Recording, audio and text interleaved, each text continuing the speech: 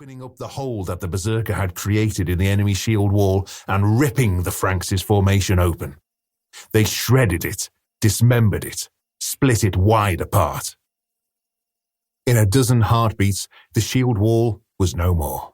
Dazed black cloaks were reeling back on all sides, and Bjarki was still roaring and stamping, hacking and stomping, and slaughtering any man within range of his bloody sword, any man who had the courage to stand before him.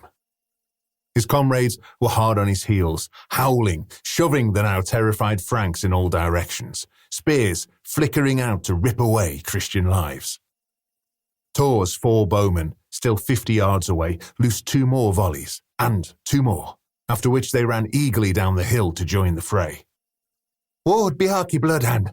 Ward the berserker!" Tor yelled as she ran.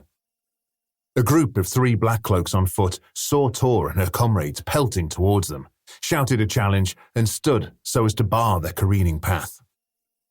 While he was still running, to Tor's astonishment, one of the bowmen plucked a shaft, knocked and loosed, and sunk it into the leading black cloak's neck.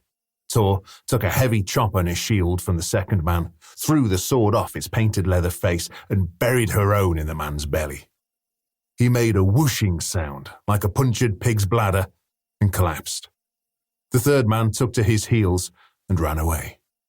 Bjarki was still running, Tor saw, screaming, slathered, and dripping.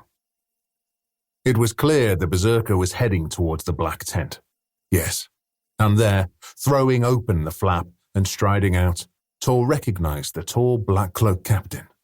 Bjarki saw him too, howled at him like a mad dog, changed direction, and began to bound towards the astonished enemy officer, whirling his red glistening sword in great loops as he charged. There was a thunder of hooves, and before Bjarki could get within a dozen yards of the captain of the Franks, a score of cavalry surged round from behind the huge tent and crashed straight into the berserker's massive form, bowling him over like a kicked ball of rags. The iron-shod hooves of the horses, knocking him this way and that. The black cloak riders, thundering over his body, jabbed down with their javelins at Bjarki's rolling, jerking, thrashing body, plunging their steel points into his flesh. They reined in, turned quickly, and rode over to her brother, all over again. Tor shouted, "No!" and lost sight of the berserker in the dust cloud. A huge black cloak officer on foot popped up in front of Tor, and she was obliged to exchange a series of cuts with this warrior, his helmet plume nodding like a fighting cock's wattle, before an archer put a yard of ash through the man's chest from a dozen paces and ended the bout. When Tor looked again towards the black tent, she saw all her comrades swarming over the Frankish riders, leaping up at the men in their saddles, hauling them down to earth, where they savaged them with swords and knives. Others were dueling with the mounted men, lunging up at them with spears, or cowering beneath the hacking swords and pawing hooves of their trained horses. There was no sign of Bjarki at all. Where was he? Where was her big, bad wrecker brother? Tor stared about her wildly. Bjarki was gone, disappeared. Dead, no doubt at all. Trampled under the plunging hooves of the cavalry, that knowledge struck her like a kick to the heart. Bjarki's plan had failed. Her brother was dead. Part 1. 5 months earlier. Chapter 1. The Top of the World. Bjarki Bloodhand squinted against the whipping flurries of snow that constantly assaulted his eyes.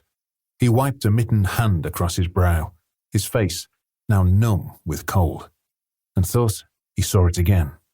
Something moving out there, on the dim horizon to his right.